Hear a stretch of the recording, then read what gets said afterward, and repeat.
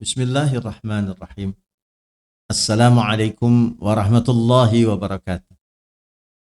Alhamdulillahi rabbil alamin. Wabihi nasta'in ala umuri dunya waddin. Wassalatu wassalamu ala asrafil anbiya'i wal mursalin. Wa ala alihi wa ashabihi at-tabi'in. Wa man tabi'ahum bi ihsanin ila yaumiddin amma ba'd.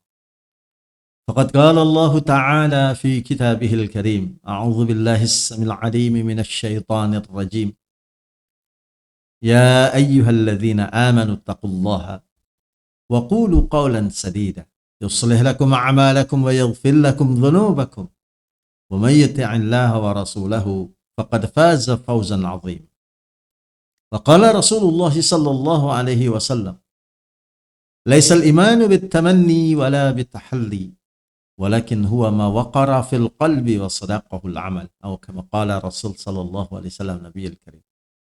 Bapak-bapak, ibu-ibu, tuan-tuan, puan-puan, saudara-saudari, ikhwan, akhwat, sahabat, sahibah, para pemirsa yang budiman yang dikasihi dan insyaallah kita semuanya dirahmati dan dimuliakan oleh Allah Subhanahu wa taala.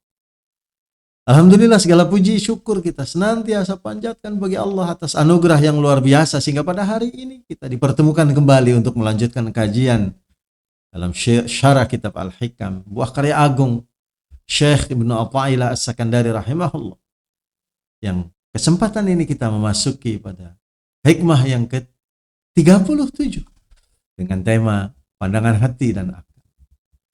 Sebagaimana kita memahami bahwa kalam hikmah yang disampaikan oleh Syekh Ibnu Athaillah As-Sakandari rahimahullah syattana baina ma yastadillu bihi aw yastadillu alayhi al-mustadallu bihi arafa al-haqqa li ahlihi fa athbata al-amra min wujudi aslihi wal istidlalu alayhi min adami al-wusul ilayhi wa illa famata ghaba hatta yustadalla alayhi wa mata ba'uda hatta takuna al-atharu hiya allati tusilu ilayhi.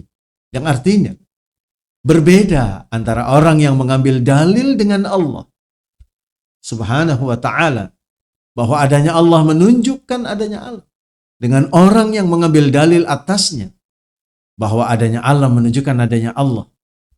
Orang yang mengambil dalil dengan Allah Subhanahu wa ta'ala itulah yang mengenal hak dan meletakkannya pada tempatnya serta menetapkan terjadinya sesuatu dari asal mulanya. Sedangkan yang mengambil dalil atas Allah Subhanahu wa ta'ala karena tidak sampai kepadanya, maka bilakah Allah Subhanahu wa ta'ala itu gaib sehingga memerlukan dalil untuk menyatakannya, dan bilakah Allah Subhanahu wa ta'ala itu jauh sehingga memerlukan alam untuk sampai kepadanya. Bapak-bapak, ibu-ibu, tuan-tuan, puan-puan, ikhwan, akhwat, sahabat, sahibah, pemirsa yang budiman yang dikasihi dan dirahmati oleh Allah SWT. Nur ilahi yang menyinari hati memperlihatkan Allah Subhanahu wa ta'ala terlebih dahulu sebelum yang selainnya kelihatan.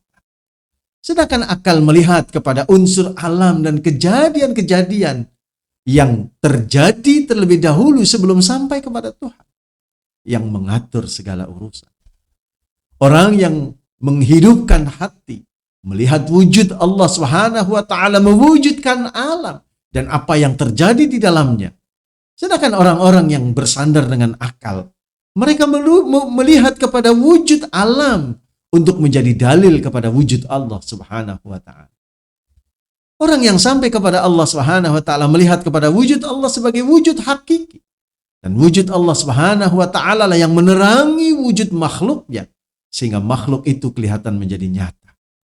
Orang yang pada tahapan mencari Allah, melihat Allah Subhanahu wa ta'ala itu gaib dan jauh. Dan jalannya untuk mengenal Allah SWT adalah dengan cara mengenal ciptaan-ciptaan. Wujud makhluk menjadi bukti kepada tentang wujud Allah Subhanahu wa ta'ala itu. Karena makhluk tidak terjadi dengan sendiri. Sedangkan Bapak Ibu hadirin sekalian, para pemirsa yang budiman yang dikasihi dan dirahmati Allah SWT, pada hikmah yang lalu, yaitu hikmah yang ke-8, Syekh Ibnu Athaillah As-Sakandari rahimahullah menyentuh kepada golongan yang mencari dan golongan yang dicari.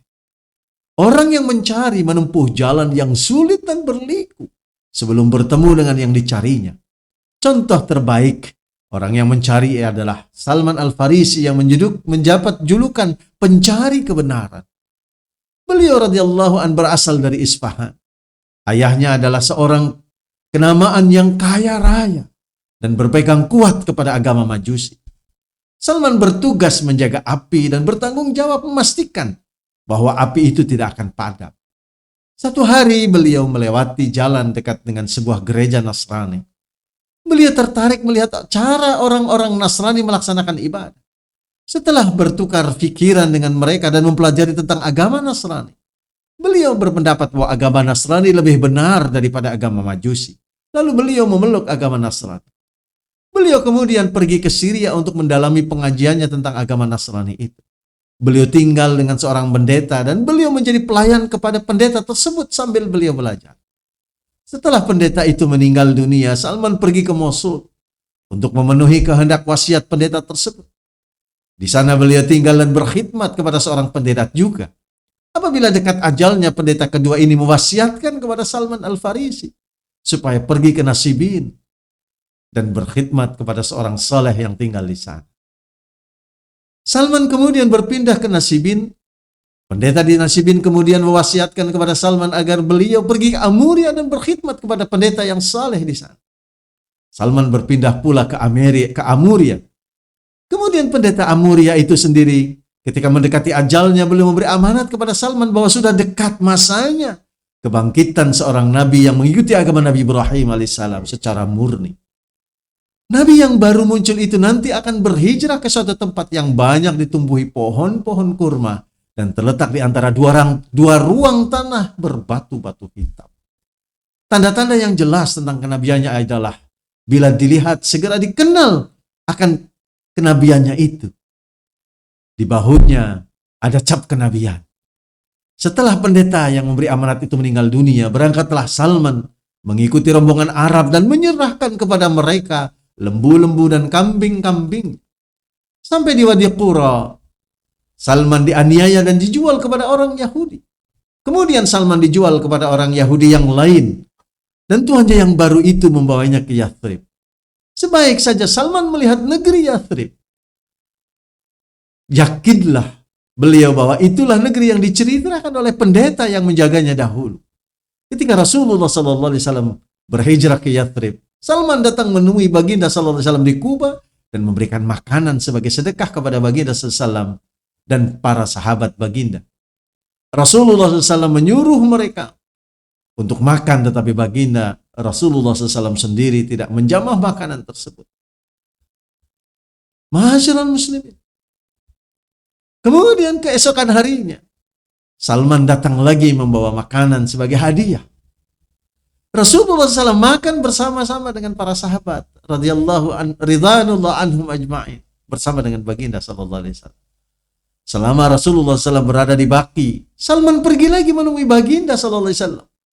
Rasulullah SAW ketika itu memakai dua helai kain yang lebar, satu sebagai sarung dan satu lagi sebagai baju. Salman menjenguk dan mengintai untuk melihat belakang punggung baginda sallallahu alaihi wasallam. Baginda Rasulullah SAW mengetahui akan maksud Salman. Lalu kemudian baginda menyingkap kain burdah yang ada di leher baginda sehingga terlihatlah cap kenabian yang dicari oleh Salman radhiyallahu anhu. Melihatnya Salman terus menangis dan menciumnya. Akhirnya beliau menemui kebenaran yang telah lama beliau cari di berbagai tempat. Kisah Salman memberi gambaran betapa sulitnya jalan yang ditempuh oleh orang yang mencari Allah Subhanahu wa taala. Di samping mengarungi kehidupan yang sulit, mereka juga menuntut ilmu, berguru ke sana kemari, mencari dalil-dalil dan pembuktian untuk menambah pengetahuan tentang Tuhan. Mereka melihat alam dan kejadian di dalam alam sebagai bukti yang menunjukkan wujud Allah Subhanahu wa taala. Dan mereka mengkaji alam untuk memahami tentang keesaan Allah. Setelah mereka sampai kepada Allah SWT, mereka melepaskan dalil-dalil, lalu kemudian berpegang teguh kepada ma'rifat yang diperoleh. Golongan yang dicari menempuh jalan yang berbeda, ma'asyiral muslimin. Para pemirsa yang budiman yang dirahmati dan dikasihi oleh Allah. Salah satu contoh orang yang dicari adalah Sayyidina Umar bin Al-Khattab radhiyallahu anhu. Pada awal perkembangan Islam di Mekah, umat Islam menghadapi perlawanan yang begitu hebat dari golongan Quraisy. Rasulullah SAW berdoa agar umat Islam diperkuat dengan salah satu Umar. Baik itu Umar bin Hisham, yaitu Abu Jahal, ataupun Umar Ibn al-Khattab radhiyallahu an, sebagaimana doanya, Allahumma a'izzal Islam bi Umarain. Ya Allah, kokohkanlah ajaran Islam ini dengan salah satu di antara dua Umar. Masyaallah muslimin rahimakumullah, para pemirsa yang budiman. Umar Ibn al-Khattab radhiyallahu an ketika itu sangat keras menentang dan bahkan menyiksa golongan orang-orang Islam, terutama mereka yang lemah. Rasa bencinya kepada agama baru yang merombak adat istiadat dari kepercayaan nenek moyangnya itu meluap-luap di hati. Ketika kebencian itu memuncak, beliau mengambil keputusan untuk membunuh baginda Rasulullah sallallahu alaihi wasallam. Maka Umar mencabut pedangnya sambil menuju ke tempat di mana Rasulullah sallallahu alaihi wasallam berada. Di tengah perjalanan, Umar diberitahu bahwa adiknya sendiri, yaitu Fatimah binti Khattab radhiyallahu anha, telah memeluk Islam. Dia berpikir lebih baik jika dia mengurus masalah internal keluarganya lebih dahulu sebelum membunuh baginda Rasulullah sallallahu alaihi wasallam itu. Mendengar berita itu, dia pun membelok ke rumah adiknya. Keadaannya seperti singa yang bengis. Ditendangnya pintu rumah adiknya. Pada saat itu adiknya sedang memegang lembaran-lembaran yang bertuliskan ayat-ayat Al-Quran. Umar kemudian memukul adiknya dan merampas lembaran-lembaran tersebut. Umar adalah seorang cendekiawan yang tahu membaca dan menulis dan arif tentang sastra puisi. Begitu Umar membaca wahyu Allah Subhanahu wa taala, tubuhnya menggeletar dan keluarlah ucapan dari mulutnya. Ini bukan syair yang ditulis oleh penyair yang hebat sekali. Ini bukan karya manusia. Tidak ada yang dapat mengungkapkannya kecuali Tuhan sendiri. Kemudian Umar bin Khattab pergi meminta untuk menghadap kepada baginda Rasulullah SAW dan kemudian menyatakan keislaman. Umar bin Khattab radhiyallahu an membaca Al-Quran Al-Karim, kalam Allah Subhanahu wa taala, dan serta-merta dia melihat kebenaran. Umar tidak memerlukan alam dan makhluk-makhluk lainnya sebagai dalil dan bukti. Karena kebenaran Al-Quran itu sendiri sudah menjadi dalil baginya. Kalam Allah Subhanahu wa taala sendiri yang menyampaikan Umar kepadanya. Allah Subhanahu wa taala yang menerangi hati Umar dengan ma'rifatnya. Ma'rifatullah pula yang menerangi ma'rifat alam, sehingga alam itu dikenal melalui sumbernya, yaitu dari Allah Subhanahu wa taala sendiri. Orang yang mencari, mereka menyelusuri jalan dari ranting ke dahan, turun ke batang, lalu pergi ke umbi sebelum menemui benih yang melahirkan pohonnya. Sedangkan orang yang dibawa kepada Allah melihat dari asal mulanya, sudah melihat benih di mana dari benih tersebut muncul pohon yang sudah lengkap. Perbedaan arah memandang menyebabkan terjadinya perbedaan pemahaman dan daya nilai serta daya rasa dari orang tersebut. Orang yang berpedoman kepada akal lebih cenderung kepada pemahaman falsafah yang berdiri di atas kemanusiaan sejagat, yaitu fitrah manusia. Hukum sebab akibat membentuk formula-formula yang selanjutnya melahirkan hukum logika yang dipegang oleh akal. Bapak Ibu hadirin sekalian yang dikasihi dan dirahmati oleh Allah Subhanahu wa taala, pemirsa yang budiman. Sulit bagi akal untuk melihat bahwa Allah Subhanahu wa taala yang meletakkan dan menetapkan hukum sebab akibat itu. Orang yang berpegang kepada akal memerlukan waktu untuk berpikir dan menimbang sehingga mereka melihat dan mengakui kerapian serta kesempurnaan hukum yang mereka pegang itu. Setelah sampai pada pengakuan yang demikian, barulah mereka beralih memperhatikan apa yang datang dari Tuhan. Sedangkan orang yang berpegang dengan hati, mereka langsung menyaksikan ketuhanan pada apa yang disaksikannya. Mereka melihat perjalanan sebab dan akibat sebagai kehendak Allah Subhanahu wa taala. Mereka juga mengambil sebab di dalam melakukan sesuatu dan kemudian mengambil sebab tersebut. Hati memandang kepada Allah Subhanahu wa taala, meletakkan ketergantungan kepadanya yang menunjukkan sebab akibat itu dan bukan bersandar kepada sebab semata-mata.